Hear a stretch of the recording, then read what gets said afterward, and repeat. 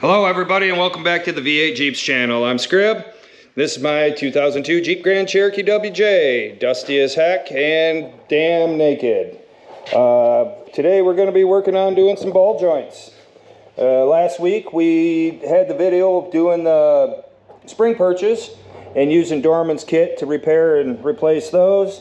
And we also installed our Trail Forge track bar mount and our steering stabilizer mount. So before we're done with this axle here, we need to put some ball joints and wheel bearings on it. This is a used axle. I had gears put in and a locker, Eaton E-locker, and we just want to get her all ready to rip and up to snuff before we install it in the Jeep. So today we're just going to be doing a little video, pressing out the old ball joints, installing some new wheel bearings, and if we have some time we might paint this bad boy. I don't think we're going to do anything special with paint. The last episode I had talked about maybe using some POR 15 or using the Krylon farm implement paint. I think implement paint is where we're going to go.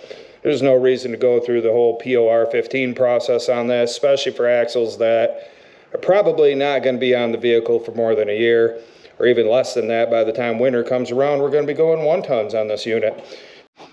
So the ball joints we're going to be using, we're going to be trying out a newer product from AutoZone, which are the Duralast Gold ball joints. For the 99 to 04 Grand Cherokee, the part numbers you have is a GFA 3185 and a GFA 3134. The Duralast Golds from AutoZone are supposed to be built extra tough. They have a lifetime warranty, as most things at AutoZone do. But these are supposed to be built beyond what the old Moog ball joints, which used to be the industry standard. These are better. At least so they tell me. So we're going to give them a try them out for ourselves. On the WJs, especially with some wheel spacers or bigger tires, I've had some ball joints not last very long, but I've also used some cheap ball joints a couple times in the past. For wheel bearings, we're going to be using these from O'Reilly's. These are Precision brand. They're 513159. These are what they look like here. They're painted or anodized black, which really doesn't matter because you're not going to be seeing these things once they're installed. But again, this is O'Reilly's premium wheel bearing, and we're going to give those a whirl and see how long those last. I haven't had a lot of wheel bearing problems on my WJs in the past, but in this case, that's what we're going to give a try to. This thing's going to be getting used pretty hard, so don't want any of those to be the weak link. So let's get at it. Let's start taking these apart and let's get the process done. All right, so first step we're going to have here to removing either the wheel bearings or the ball joint is removing the wheel bearings. Wheel bearings have got to come off, and then the axle shaft has got to come out. First step you're going to have there is you're going to be removing a cotter pin that goes through the axle shaft right here. That holds on this nut retainer, and then there's a spring washer that goes behind this. These all go, as you see, right on the axle right there. The pin goes through here and holds this all in place, so even if that nut was somehow to loosen up, it wouldn't spin or come off. It's not a lock nut, it's a normal nut there, so I can see why they'd put that there. Pulling the cotter pin out can be a big old nightmare sometimes, especially for us folks in the Midwest. I saved you guys the misery of watching that part of the process. So we're going to go and use our old 1/2-inch drive Milwaukee here. These things never let me down. Electric's the way to go. Air is not the way these days. If that's for you, use it, but electric has gone way beyond. So as you see, no problem. This zipped the nut right off. I did not do this ahead of time. And then you're going to see there's a big old washer back there.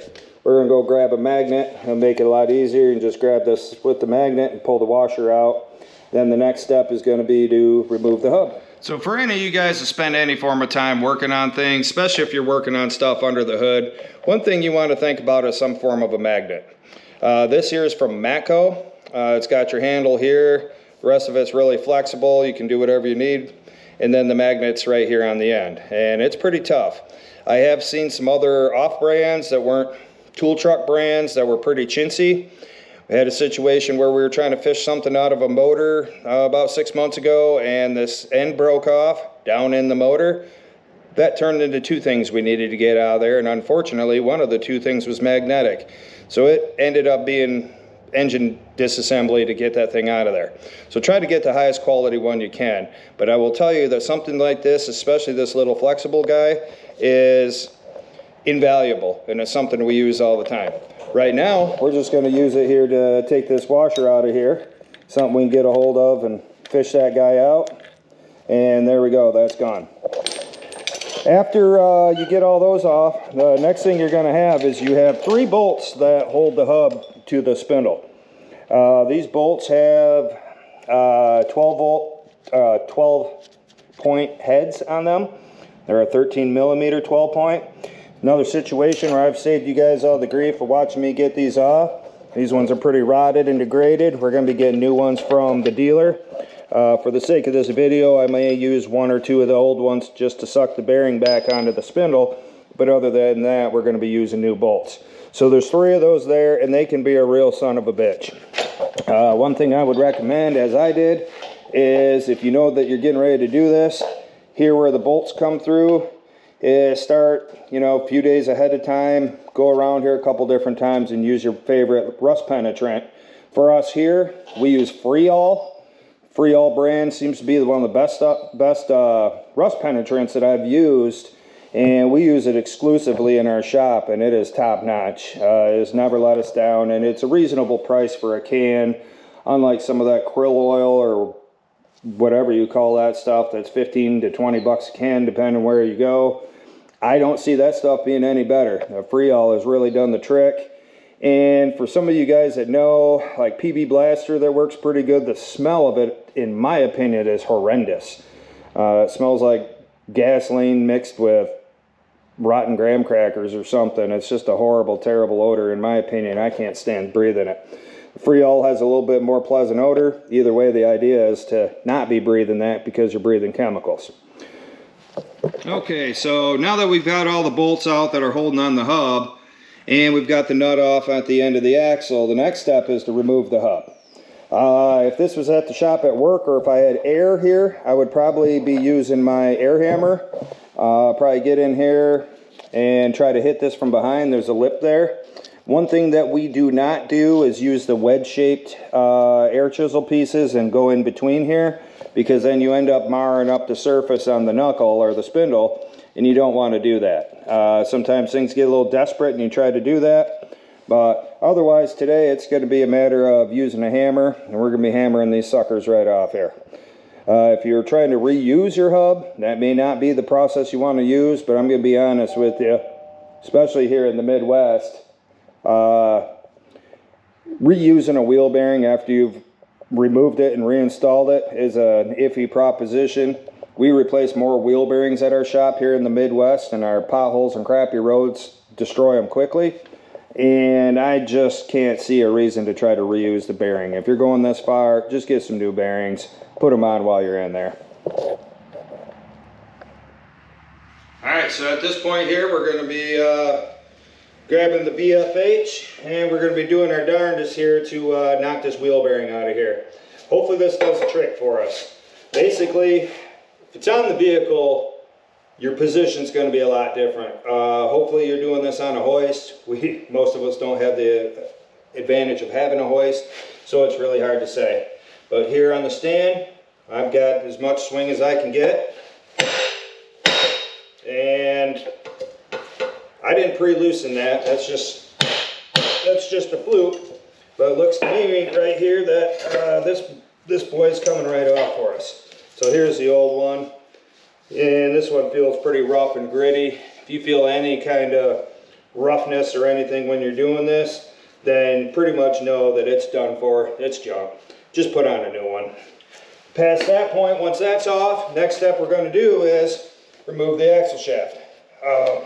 You want your spindle turned as straight as possible.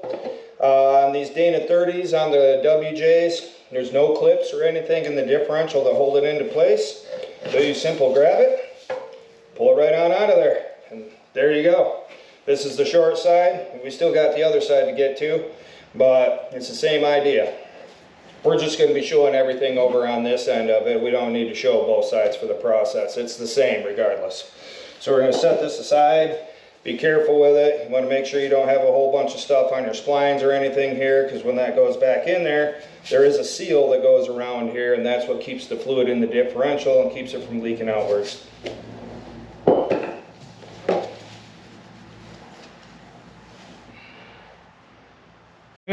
Alright, so next step we've got here is you got to take the nuts off the ball joint. Same deal, you got cotter pins in there you got to take out. I'm saving you all that. And I also have this nut loosened up and pretty much removed. Got to get up here to the top one. That can be a little trickier.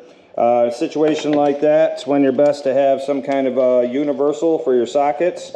Something like this, so you can get up in there, get your socket on there, and drive it from an angle. It's pretty much the only way you're going to do it. You can try to do this all by hand, but I'm going to tell you, use a hammer and impact, and it will make your life a lot better. In fact, this bottom one here, I wasn't able to get the cotter pin out, so I got cut off as much of it as I could, and the old Milwaukee just powered right through that thing and removed it like it wasn't even there. So in this case, got to do a little Lego work here and snap a few pieces together. Got to get the right socket on there, an extension, impact, and our universal here, and hopefully that thing zips right off there like the bottom one did. So let's give it a whirl. Alright, so to get to that upper nut, I'm using this universal 24mm socket and kind of a medium 1/2" drive extension. This is definitely a job for 1/2" drive tools. It doesn't hurt, and it's pretty common at work. Honestly, lots of times we just use the torches and we cut these nuts right off with the torches and pop the knuckle right off there. But I don't have the torches here, and that's not the way that you do it most of the time anyways. Most people don't have those available. But I'll tell you, trying to do this with hand tools or any 3/8 drive stuff, it's just going to be making for a miserable time for you. Already this is a little crooked and a little weird, but this should really do the trick for us here. So let's see what happens here. Yep, so far not so good.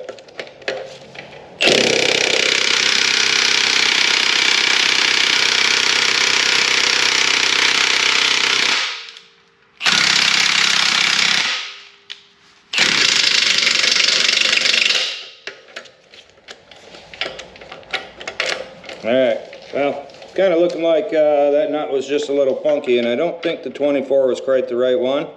But then, as soon as I say that, the 22 doesn't want to fit very well, and 23 is a little more snug. Another thing you guys run into is whenever you're using something that's powered and has torque, or even if you're twisting it by hand, the longer extension you use, the more torque you lose. The longer it is, the more it'll flex. So you do lose some power. I've had times where I've got an extension and the old impact's just hammering away and won't budge it. Take the extension off, put the impact as close to the socket as possible, and all of a sudden they come right off. So let's see what happens here now that we've got a little better socket. We might have to heat this nut up with the torch a little bit to get it to let go. But let's see what happens here.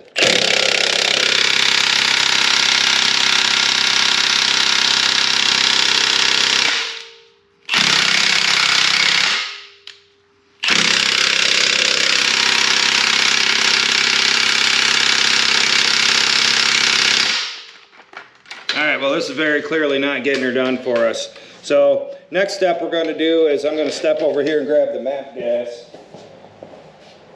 MAP gas is good for if you're at home. This is a lot hotter than the little butane tanks or whatever the heck, I'm drawing a blank, but the blue tanks, this is a lot hotter. If you have oxygen acetylene tanks, definitely the better way to go. That makes MAP gas look like a candle. But here at the home shop, we don't have oxygen acetylene torches going on here, so we're going to heat this up. Now for you guys that don't understand, the reason for heating things up is the nut is threaded onto the stud here. As you heat steel, it grows and expands. So as you heat up that nut, it actually will grow, and the hole in the center with the threaded portion that the stud goes through, that will actually grow and will let go. You have something like this that's been bolted down and torqued down tight, and it's been rusted and they're pretty much seized together. Just heating that nut and allowing it to grow and expand, lots of times we'll have it let go of whatever it's threaded onto, and that'll make things a lot easier. There's a lot of stuff at work and the repair shop that you don't even touch or even bother trying to loosen until you put some heat to it. And that's for us Midwest people. For you guys in the South and out West, you guys don't have any idea how lucky you have it. And I understand a lot of you shops out there in the West don't even have torches or a reason for them.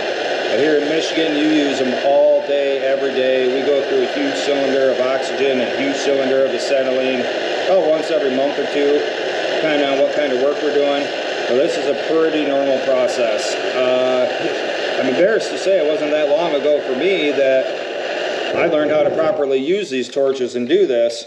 And since I've learned that, there's pretty much nothing I'll even try to do if I don't have a torch or some form of heat around to try to loosen this stuff up. Wow, and would you look at that? A little bit of heat with the MAP gas after all that hammering we did, and came right off. Now, of course, everything comes off as hot like this. This thing here is your little bracket that the nut for the upper ball joint holds on. That bracket has, this one's mangled, but it has a forked area here and one there, again, severely mangled. And that holds wiring for your ABS wheel speed sensor. So you want to try to maintain this the best you can, because the way that the wiring for that sensor is routed is it goes, twists and turns in between a lot of things, and if it's just floating around in there, it's probably going to get pinched or cut. In our case on this vehicle, we are not retaining ABS. So in my case, I have no reason for the ABS wiring. This is going away. But for 9 out of 10 of you that prefer to keep your anti-lock braking, then you're going to want to be real careful to make sure not to destroy that thing. All right, well, where we're at this point here is we have to knock the knuckle off. We've got both the nuts off, both the ball joint studs, and this is the part of the process where you got to get out the old pickle fork. What's a pickle fork? It's this unit right here. This one's well used, as you see. It's forked here and it's tapered at the end, so you can squeeze it right in between the ball joint and the knuckle, and you hammer on this thing right on the top here, and it will start splitting these apart. These studs that go in here are tapered, and the holes that they go into are tapered also, and that helps everything all lock together. This might be a little bit tricky the way I've got it on the stand. I've just got this unit sitting on jack stands, but once we set the camera down and get it set up, we're going to stick this in here and start hammering on it quite seriously with a hammer, and hopefully that just pops all this together. Once that happens, then this knuckle should just slide right off here, and the only thing we'll have sticking out is the studs for both these ball joints. So let's get at that, see how well that comes off for us, and go from there. So when you're at a shop with an air compressor, normally what we would use is there's actually a pickle fork fitting that will go on the air hammer. It goes right on there as a bit. If you don't know what an air hammer is, it is one of the most invaluable tools that you'll ever use for taking apart heavy duty rusty components. When you got one of these on the air hammer, you can stick it right in there, pull the trigger, and 9 times out of 10 it will just pop all this stuff apart. Just the hammering effect and the waves, shock waves that it puts through the metal when you put it up against something makes things come apart, and two things that are bonded or rusted or pressed together real tight, it will help break that bond between those and help press them apart. In this case, we're doing it manually. We're going to start out here with the top one. There's always a lot of grease and a lot of crap involved when you do it that way, but that's just nature of the beast. These things are greasy units. Basically, you're just going to be hammering your butt off till you get things to move. I don't think that I have this axle on the stand very good, like I mentioned. I'm going to try to move that to a better spot. There we go. And we're going to try to get in there and not hit my hand, as I just did, and try to get it in there so we can get a good swing. Most of the time you can wedge this guy right in there, and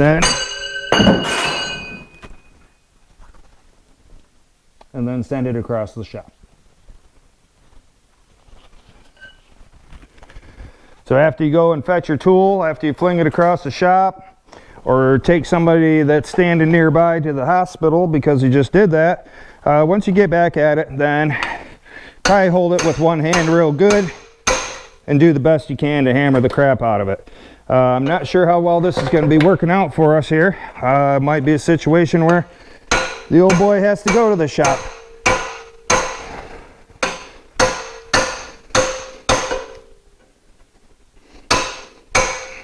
Usually when this happens, it's not just a little bit of slight movement. Usually once they pop, they pop.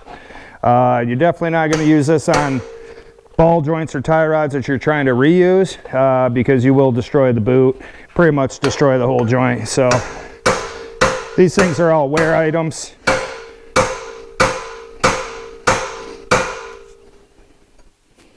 Yeah, we're not having a lot of success here.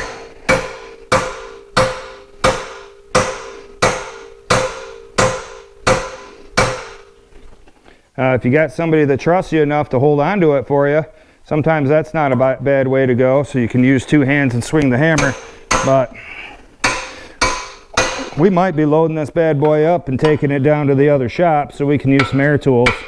Yeah, we're not having the most success with this. So let me stare at this a moment and see what our other options are going to be from this facility. All right, well, you see the axles in the back of the old shop truck. We're going to have to go take this down, use some air tools and the air-powered pickle forks to pop these knuckles off. If you know any other tricks or anything like that, feel free to put them down in the comments. But at the shop we have air. This is the way we always do it. Thought we might be able to do it manually with the old school pickle fork, but it's not doing the trick. So let's take a little road trip and get down to where we have the right tools.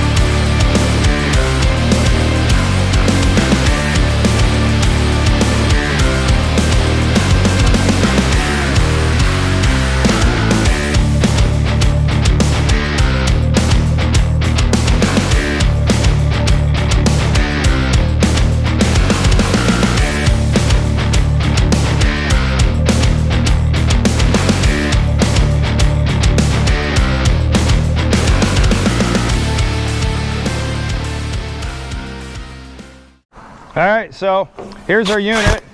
We're gonna use this bad boy and we're gonna stick this in there just like we did with the manual one that we attempted and see if we can't pop these out of there. So we'll just get that set up, stick this bad boy in here.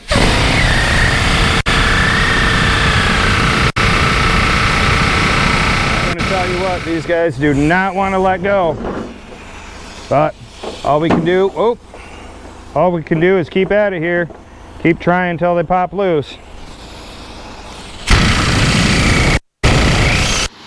well, we got that guy off there.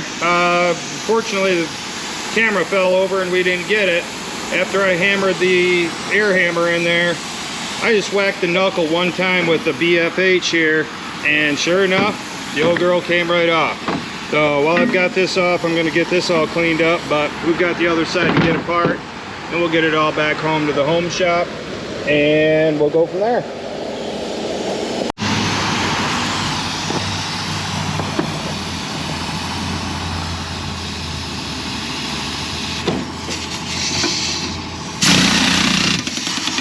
Oh, look at that. That one came right off for us. So that's the gist of that part of it there. Got both these knuckles off here.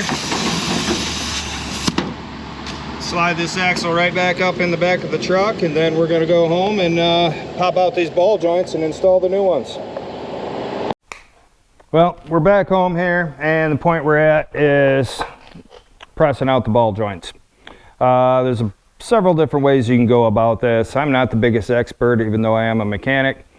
In this case, I'm using the old Maddox kit from Hobo Freight, and it just comes down to a matter of stacking up the adapters properly so you can get in there. Lots of the time you got to do the upper and remove that before you can remove the lower, so the clamp can fit in there and press it the right way. Same thing with installation. You put one on before the other and you are going to be causing yourself some more issues.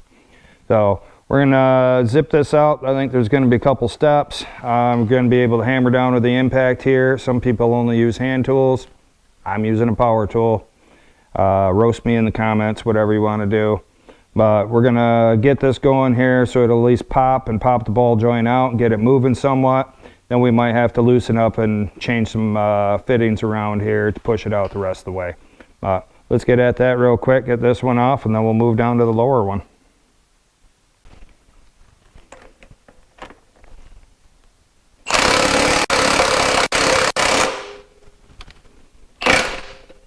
All right, so that broke loose pretty easy.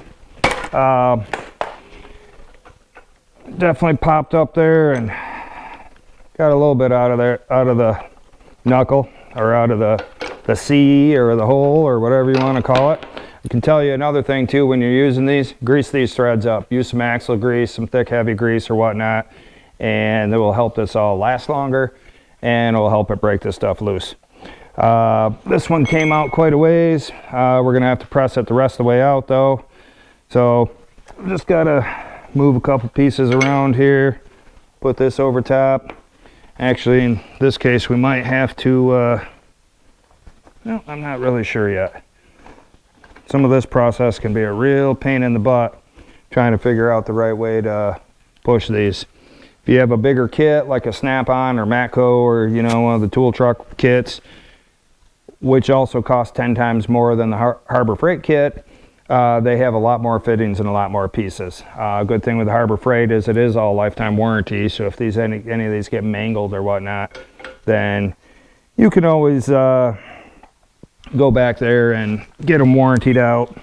So right now we're just looking for all the right parts, get this set up, push this ball joint the rest of the way out, then we'll move on here to the lower one.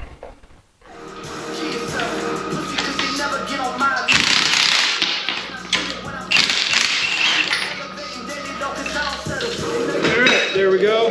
There's the upper one off, and get the scrap pile it goes.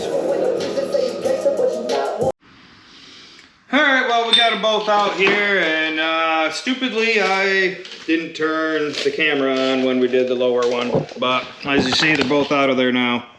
So next part of the process, or step in the process, pardon my speech impediment, is going to be to press in the new ones. There is a sequence to do this. You got to do the bottom before the top, or the top before the bottom. I can't remember this moment, but we're going to figure that out before we do it. And I'm also going to get those cruddy looking little knuckles cleaned up and get all the scale and crap off those before we go much further. As you see, they're looking pretty nasty, and while everything's accessible there, I might as well take the old grinder wheel to it, clean these up, get all this crap off so we can paint them and make them look pretty. All right, well, we decided to clean up the knuckles here before doing anything else. What I've used on the axle is use one of these deals here that's real thick, heavy wire.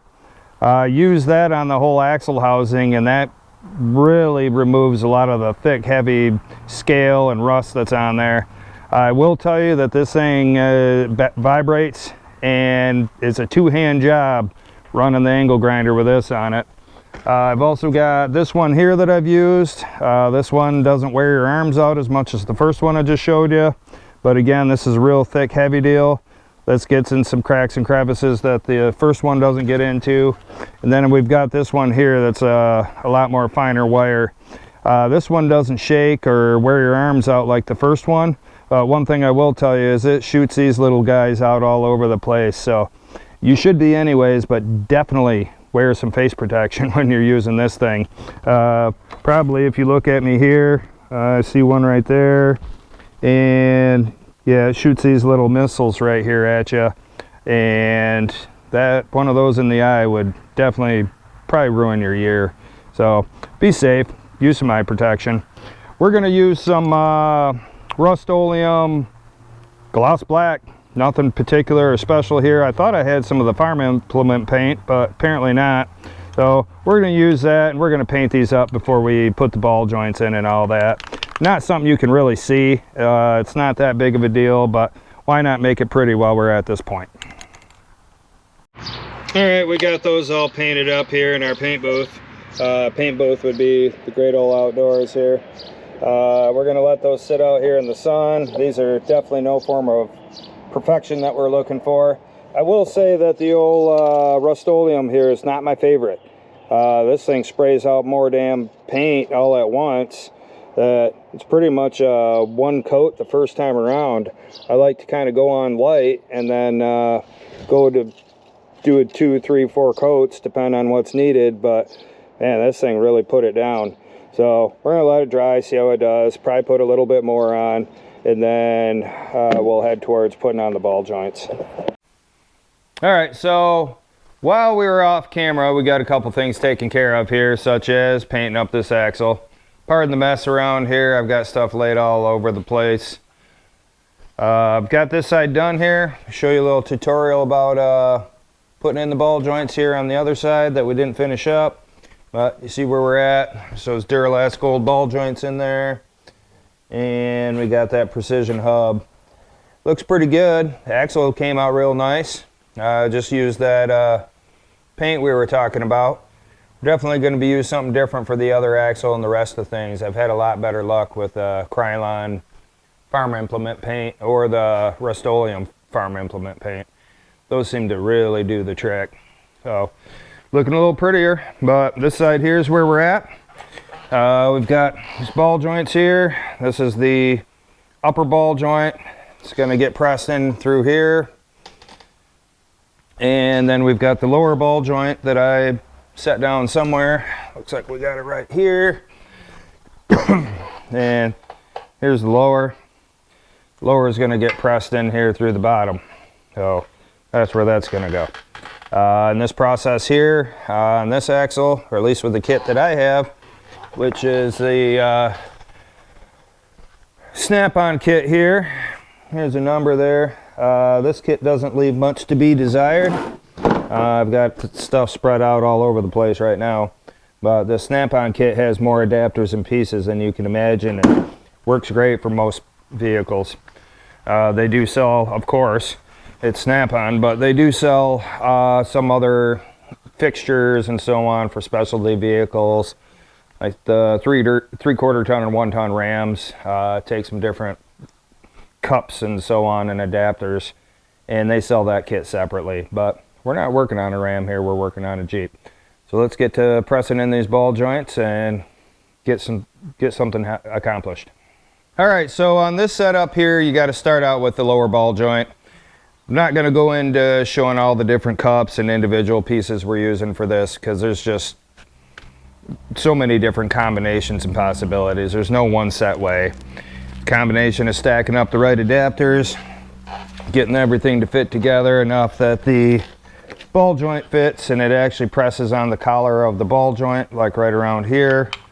And it's got to be able to do that and not press on the stud on the bottom here.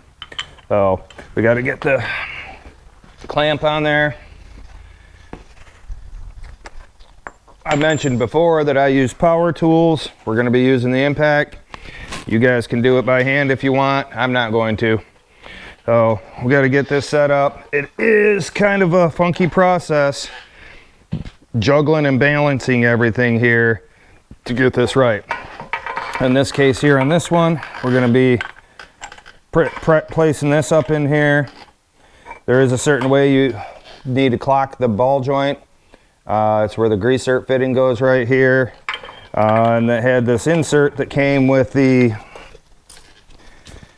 ball joints, showing you how to set which direction to put the hole for the greaser fitting.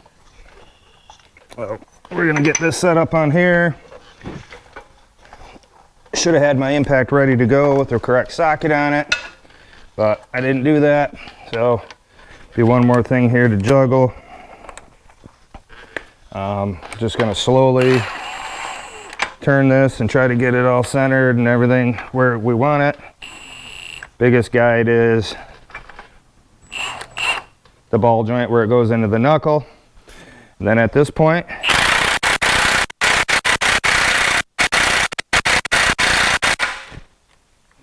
and you usually want to make sure that you've got a good battery. So let's come back to this here real quick.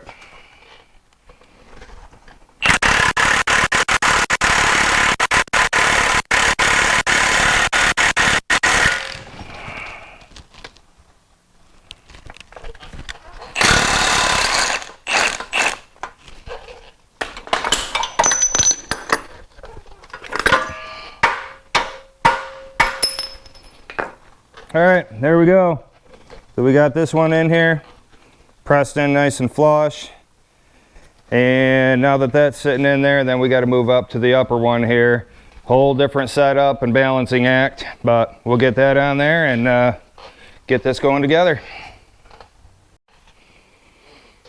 All right, I saved you guys the misery of watching me get this all set up. Looks like we've got a pretty good combo here. Never anything's perfect when it comes to these. These here, what you call the C's, it's never a flat surface. Sometimes it is, but it's rarely. Like this here, this lip here is machined flat. Underneath here has a little bit of a taper. So it's always a little bit of a sloppy process getting both sides to line up straight. Sometimes I've had some cases where the ball joint tries to go in crooked or sideways. I've had a couple where they start that way a little bit and I've just kept hammering down and it pulled itself in. I've also mangled a couple ball joints through the years. Sometimes you get the wrong cup on there. There's so many different combinations. It's just hard to say what's really the right way to go here. But we're gonna hammer this thing down. One thing we got to do is make sure that the stud underneath here isn't gonna get pushed on, which I think the way I have this, it's close, but it's not going to get into it. If it eats up the threads on the stud, then you're really in trouble and you basically ruined a ball joint. So let's hammer this in.